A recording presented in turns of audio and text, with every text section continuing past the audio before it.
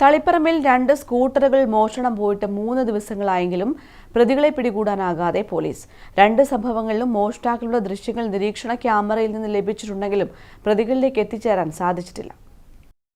മന്ന സയ്യിദ് നഗർ റോഡിൽ മലബാർ ഡ്രൈവിംഗ് സ്കൂളിന് മുന്നിൽ നിർത്തിയിട്ട KL 59 R 6398 ഡിയോ സ്കൂട്ടറാണ് കളവ് പോയതിൽ ഒന്ന്.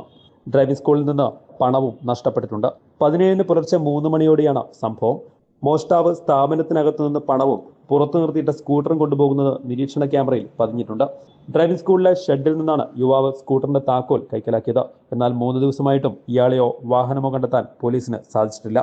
സംഭവത്തിൽ ഇന്നലെയാണ് പോലീസ് കേസെടുത്തത്.